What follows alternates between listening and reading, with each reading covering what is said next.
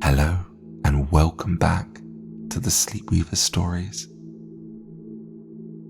a podcast for softly spoken tales and a place for you to find gentle dreams. My name's Leon, and tonight I'll be reading you 2 stories to help you unwind and drift off into a deep and relaxing sleep. If you enjoy this podcast and would like to show your support, you can find us over on Patreon, where members get access to all of our music, our ambience, all for the price of a cup of coffee. But now let's settle in, take a deep breath, and let's begin. The Princess and the Pea by Hans Christian Andersen. Once upon a time, there was a prince who wished to marry a princess. She had to be a real princess, not one who wore the title by birth alone, but someone truly genuine, someone whose heart and spirit matched the name. So, the prince travelled far and wide, through bustling cities and quiet mountain kingdoms, through courts glittering with gold and humble villages where royalty passed unmarked. He met many princesses, some clever, some kind, some breathtakingly beautiful. But always, something was missing. They were lovely, yes, but something wasn't right. At last, he returned home, weary and uncertain.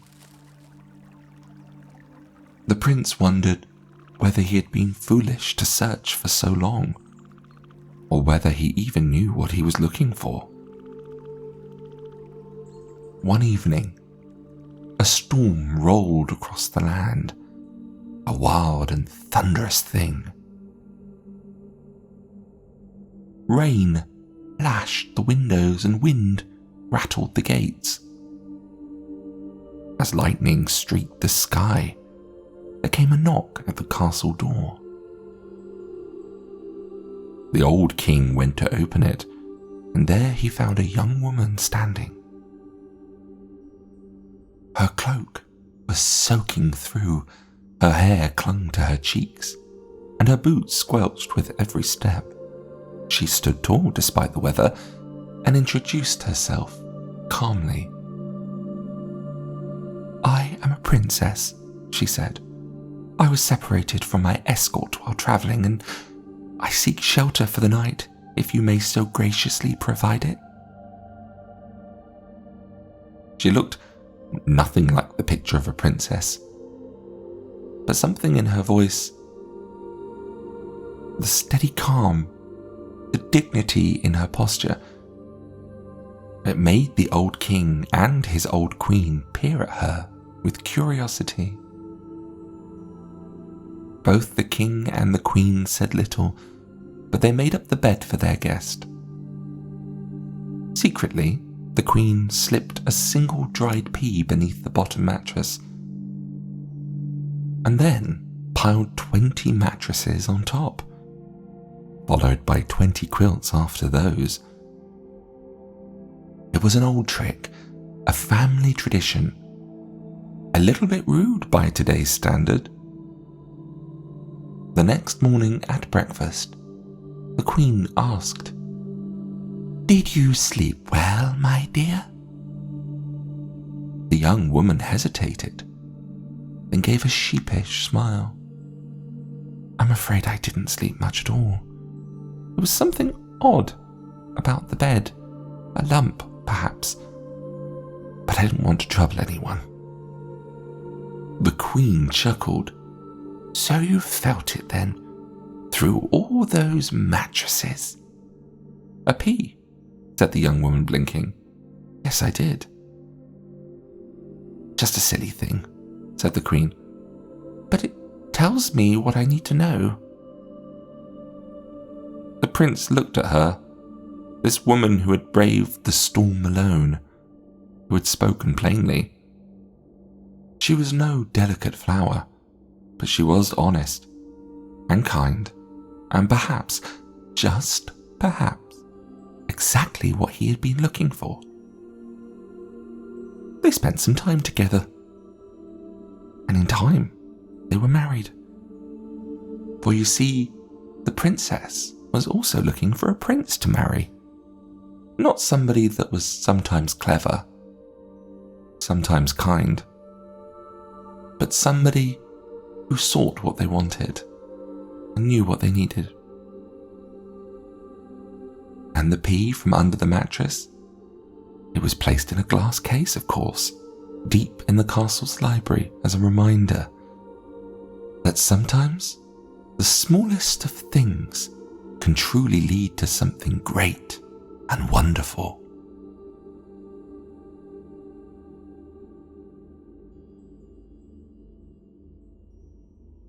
The Psyche by Hans Christian Andersen.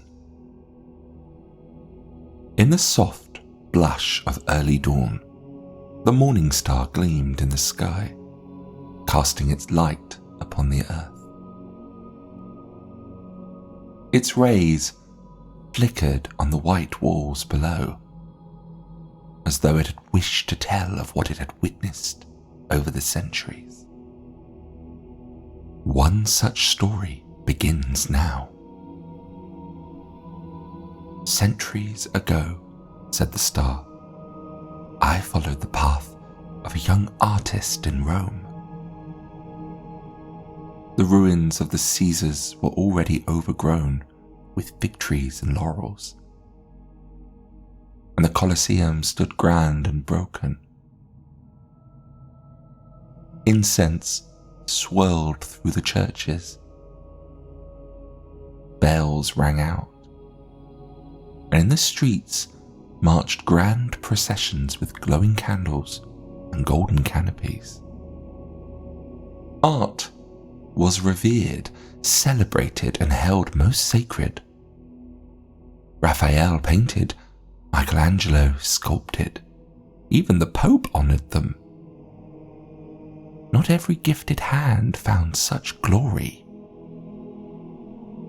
In a quiet lane stood a humble house, once a temple.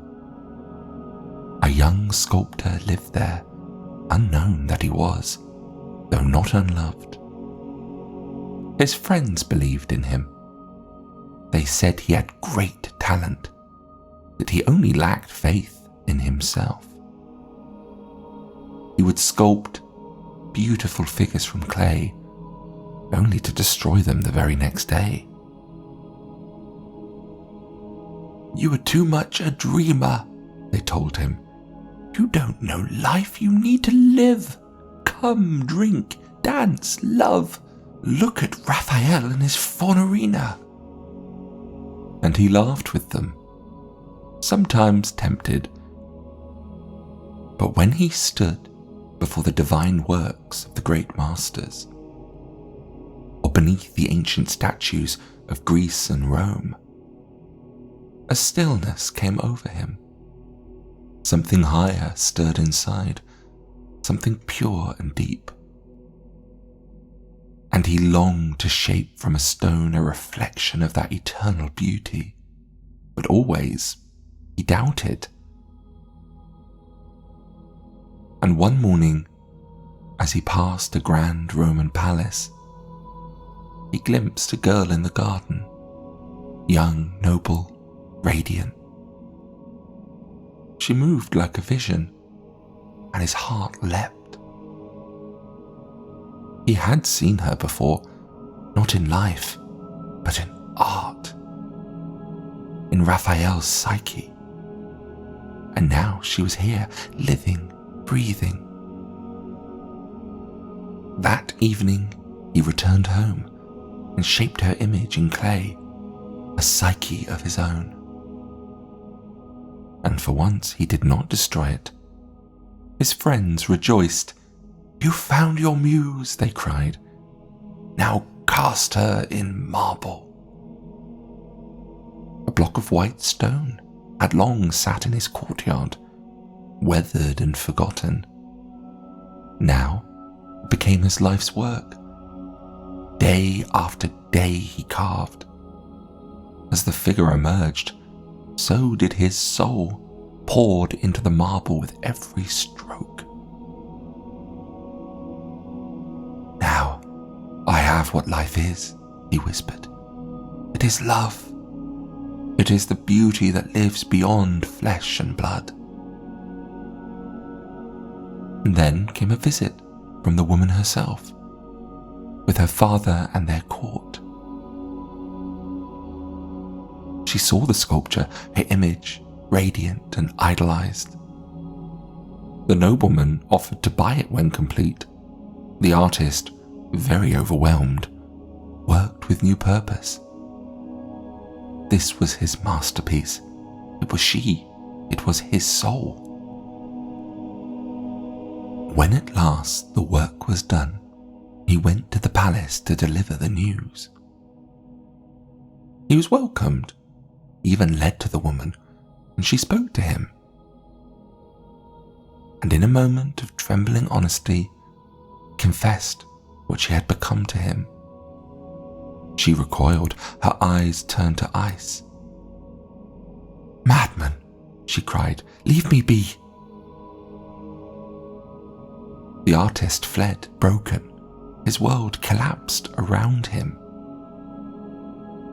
He returned to his studio, seized his hammer, and would have shattered the sculpture had not his friend, Angelo, stopped him. "What are you doing?" cried Angelo. "You must not destroy it. Come, be among friends, leave your dreams behind." And the sculptor, in his anguish, followed. At a tavern in the Roman outskirts, among wine and laughter, the artist tried to forget. Two girls from the countryside danced and sang. His friends urged him to live. "Life is now," they said, and he laughed with them. He drank, danced, kissed. But that night ended, and the next morning reality returned. In that pale morning, the star watched him rise from his bed, pale and hollow. He pulled the cloth from the statue, but he could not meet its gaze. He dragged it into the garden and brought it to a disused well. And there he buried his Psyche. "Away with you," he said. "Be gone." A fever followed. Illness took hold. And one day Brother Ignatius came to his side, speaking of peace and faith. And the artist listened. He found in the brother's words a stillness that art had not given him. And so he gave up his tools and joined the cloister. The world fell behind. Years passed. He lived in quiet prayer, seeking to silence the fire within. But it never quite died. Sometimes, in the soft hour before sunset, he would look out from his cell at the wild roses blooming in the old ruins, and then he would remember. One day, long after, he saw his old friend Angelo. "You threw it all away," the friend said. "Art was your gift, your calling. You buried it in your back garden, and for what?" The monk turned from him. "Get thee behind me," he said. Yet doubt stirred. Had he done wrong by walking away from his first calling? Was he meant to shape beauty and not flee from it? That night, he knelt and he prayed, and then he passed away. They buried him with the others, and years passed. The monastery grew, the garden was tended, and one day, when digging a new grave, the spade struck a stone. A marble statue was unearthed, white as snow. It was the artist Psyche. "What beauty!" the nun said. "A masterpiece of age gone by." "But who was the sculptor?" None remembered. "But I did," said the star. "I watched his heart shape her. I watched her buried, and now I watch her rise." Time passed, but the soul he poured into that marble remained. What is earthly may fall away, but the soul endures. The psyche within never dies. And so the star gleamed on, as the sculpture stood once more in light, admired and remembered in that beautiful garden, even if its maker was not.